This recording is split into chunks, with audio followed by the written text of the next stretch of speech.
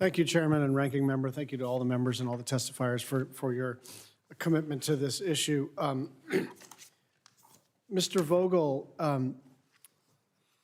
in interacting with Senator Kelly's shop, my understanding is that this act is at least partly designed to sort of look at some of the success stories in individual shipyards and scale them up.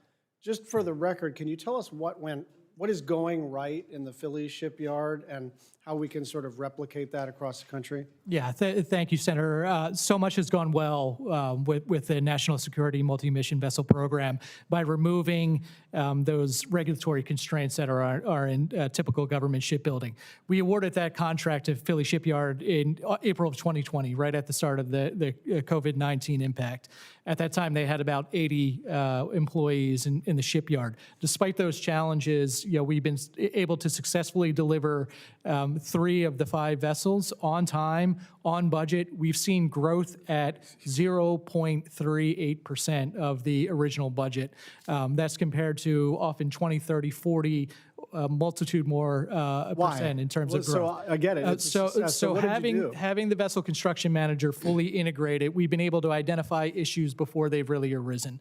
We've removed that sort of gotcha mentality of traditional government shipbuilding, where you have inspectors in the yard who are trying to bring back sort of the demonstration of their value. Instead, we're working hand in hand with the shipyard, identifying issues, identifying things like supply chain. How can we identify the right American supply chain and help them to build up that capacity? And are there specific federal regulatory barriers, or is it mostly like a sort of staffing structure where the old school was you'd come in and you'd sort of post audit or prove to the shipyard that they were doing something wrong? Is that what you're talking about, or is there separately a set of regulations that need to be gotten rid of? Yeah, it's both, Senator. So the federal acquisition regulation places numerous burdens.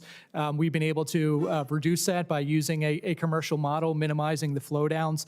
One of the keys for us, too, was to be able to sort of break that privity between the government and the shipyard, snap that chalk line so that when the design was done, we were able to move out. Historically, government shipbuilding has been plagued by change orders, constant changes to the design. By eliminating all that, we've been able to instruct Philly to move out on a design that was agreed on back in 2019 and 2020 and execute upon that to get ships in the water. Should I understand this sort of like value engineering? Is this kind of what we're talking about? Absolutely, Senator. Okay. Yep. I got it. Okay.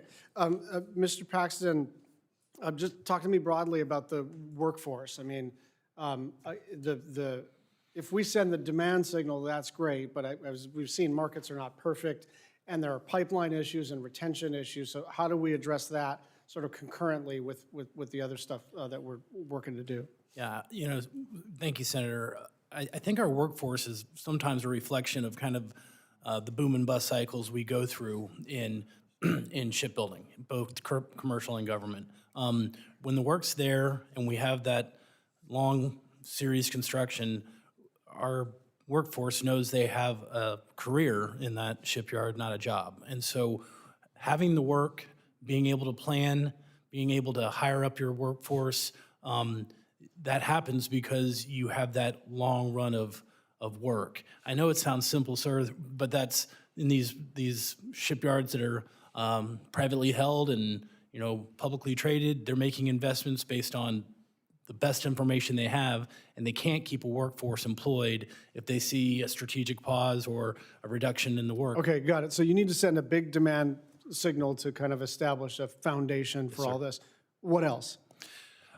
I think we have been doing a good job with trying to go down to the middle schools, to the elementary schools, to explain that this is a career that you can pursue, and it's changing. We're talking about AI, we're talking about robotics, we're talking about new technologies coming to our shipyards. So the education, Senator, of making sure that this is an understood profession as opposed to you got to go get that standard 4-year degree. Thank you very much.